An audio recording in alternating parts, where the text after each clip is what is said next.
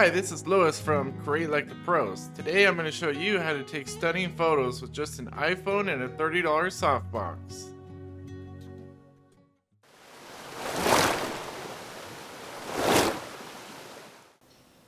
Alright, so before we jump into this, let's talk about a few things. First, we need to plan how we're going to use this picture and why we're taking the picture. So in this case, we're going to be taking pictures of food, and then we're also going to be creating it so that we can put it on YouTube, and we have this intention that we're going to put text on it, maybe around it, and we really want that text to pop. So we're going to make sure we choose a dark background. You could do a light background, you could do something very colorful, but in this case we're going to go with a dark background, and then we want to accent the food with like a nice wood texture. So that's why we're going to be using this cutting board to put underneath it, and that way the food really pops. You get some nice vibrant colors from the wood, and then the dark background is going to help so we can put some text. We could also use the wood if we want to put text on it as well. The second thing I want to talk about is lighting. So we want to make sure our subject's very bright. We want all the colors to pop. So what we're going to do is we're going to remove any excess light or lights that are outside of our control. So we're going to close all the doors, all the windows, close all the blinds, and we're going to use this softbox as our primary light. And then we're going to use a backfill light, which is going to be a reflector, to kind of light up some of those shadows from the other side.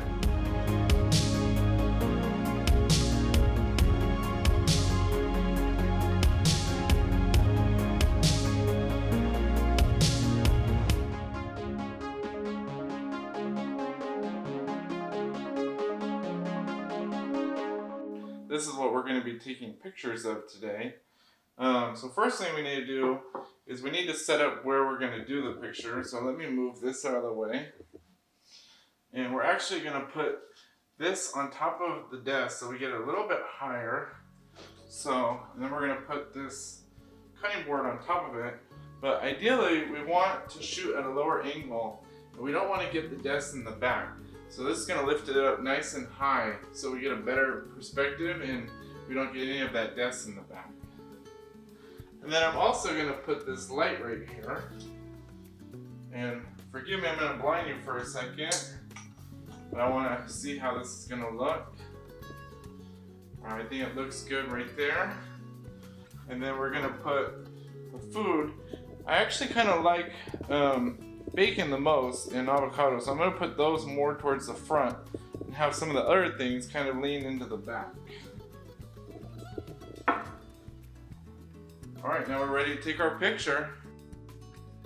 First, let's open our camera. We're going to go to photos, and then we're going to hit the arrow on the left, which is going to open up the ability to add exposure differences. So we're going to hit the plus and minus with a circle, and we're going to lower that to the desired exposure. Right there, I think looks good. I'm also going to grab a couple photos from the top. Going to adjust that a little bit right there. That looks good. Just going to snap a couple photos.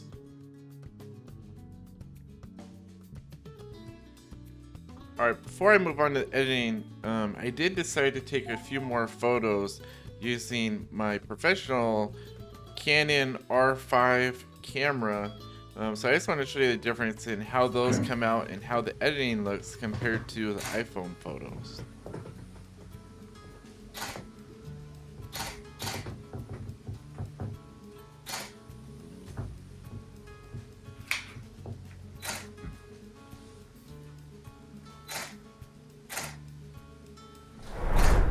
Alright, I'm back in the studio. Let's edit some of those photos. So first, let's open up our software. I like to use a software called Capture One. There's also Adobe software called Lightroom. You could also use Camera Raw inside of Photoshop. But for this tutorial, I'm going to show you how I would edit in Capture One. So let's start by importing the images. All right, so we've selected the images we want to import. So we're gonna go ahead and import all of these.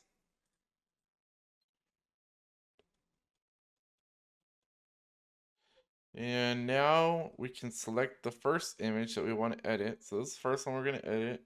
We're going to go to our adjustment panel up here on the top.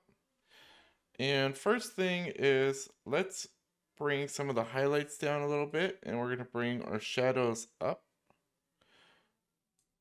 I think that looks good. Let's raise the contrast just a little bit. Then I'm also going to make this just a little bit sharper. It looks sharp, but we can make it a little bit more. So we're going to go up here and hit refine. We're going to change the sharpening amount. We're going to raise it up to maybe 550. And that's going to make this bacon look a little bit more fresh. And I think that looks good. So now we can actually copy these same settings if we want to apply them to our other photos. We go up here and hit copy.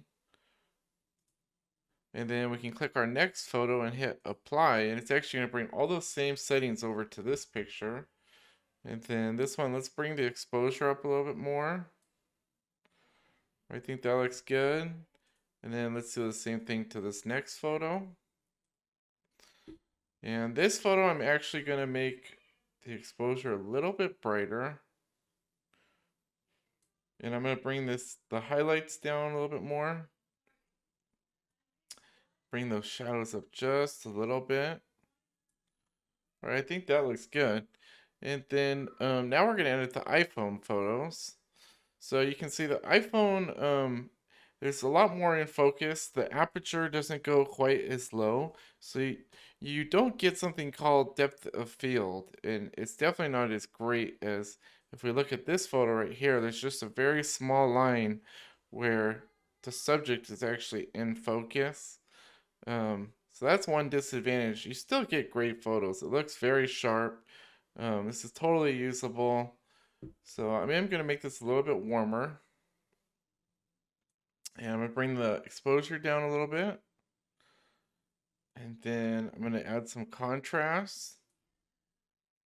And then let's raise the shadows just a little bit. Bring highlights down. And then we're going to go ahead and refine it. All right, that looks really good. And we're going to copy these settings and do the same thing to our other photo. So we're going to click the next photo, and then we're going to hit apply. That looks good. All right, these are actually ready for export. So I'm going to grab all of these, and then I'm going to come up here and hit export. All right, so we're going to hit export images. We need to specify a path where these photos are going to export to.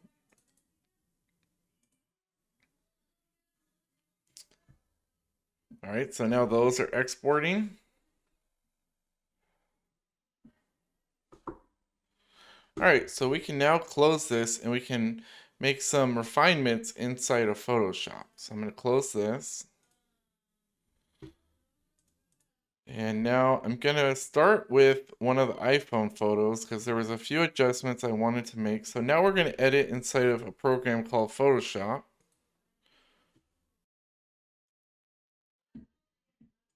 All right, so here's our image in Photoshop. First thing I'm going to do is add a curve adjustment layer.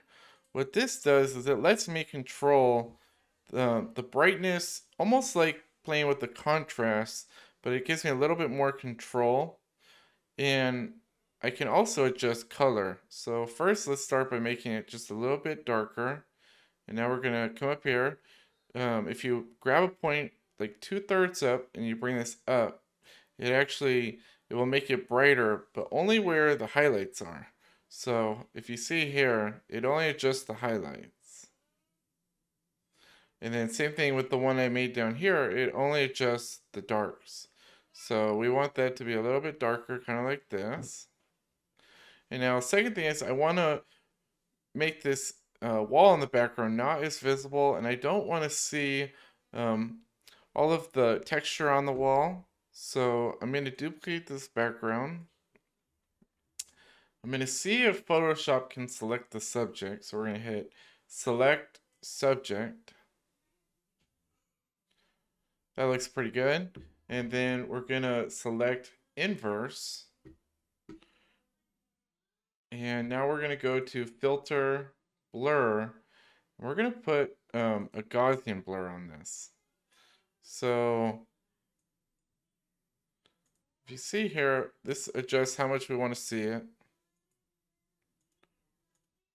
We just want to do it very minimal. We're just trying to remove some of this texture in the back. And now we can hit Command, or we're actually going to make a clipping mask. And we're going to grab our paintbrush. We're going to grab brush tool over here. And we're going to erase where we don't want it to affect. So everywhere where there was wood, I would like to keep that. So a mask is it's either black or white. And black means you're not going to see the information that is on this layer. White means you are going to see it. So in our case, we want to do black, and we need to make sure our opacity is set at 100%. And then what this is going to do is it's going to paint all the area that we don't want this layer to adjust. So we're gonna paint all here.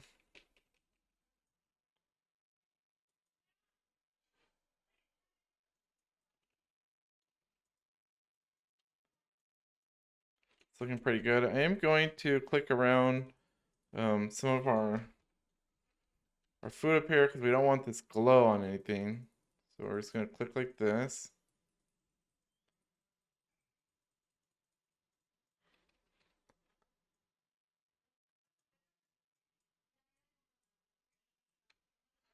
All right, that's actually looking pretty good. I'm also going to add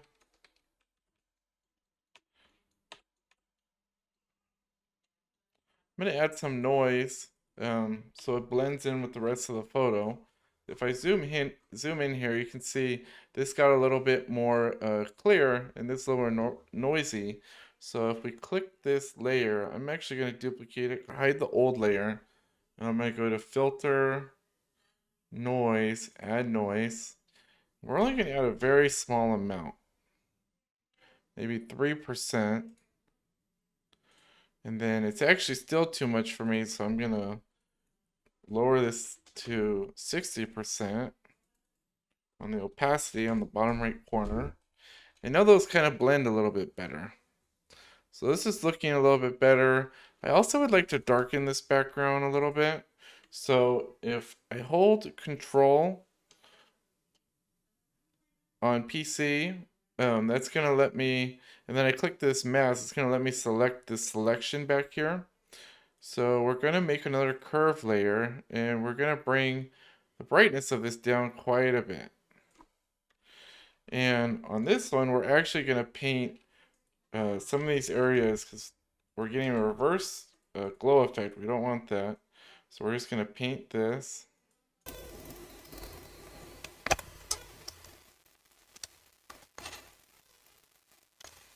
Looking good. You can actually hit X to invert your color. So if I want to make my mask disappear, I could use the white. If I wanted to reappear, I could hit X and that would switch to the black. So it just lets me refine some of this a little bit better. All right, that is looking really good. I'm really liking that. So let's go ahead and save that. We're going to save a copy. And we're going to call this 03 new. All right, and then if you hold Option or Alt, you can actually see all the adjustments that were made. So that looks really good. All right, so that's the first photo. Let's go ahead and edit one of our other photos. We're going to edit one of the photos that was shot with the Canon R5. So we're going to hit double click that. First thing I'm going to do is crop this because I don't want to see anything outside of this wood.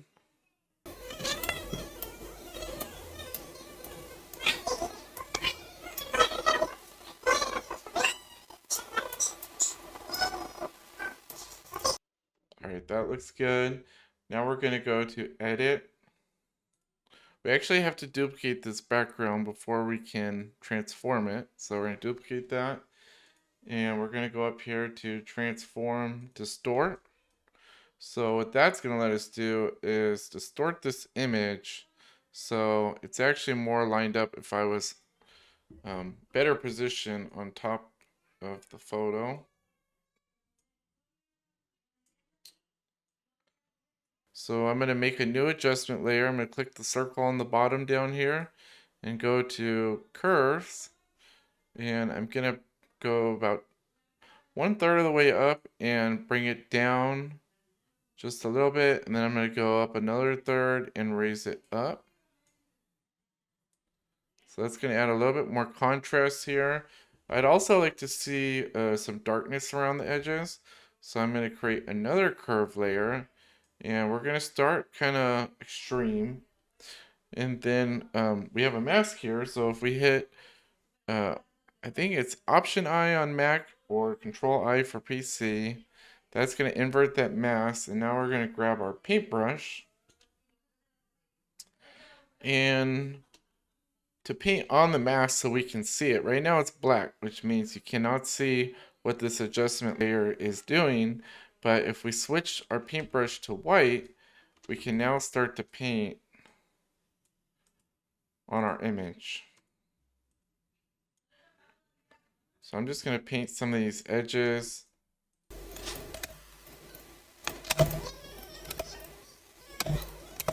So visually I like it.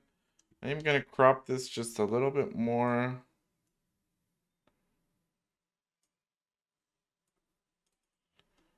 And let me make this a little bit darker.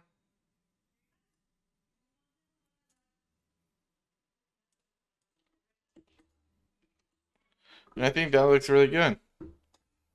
So let's go ahead and save a copy of that. We're going to call this 02 new. And then you can see the before and after.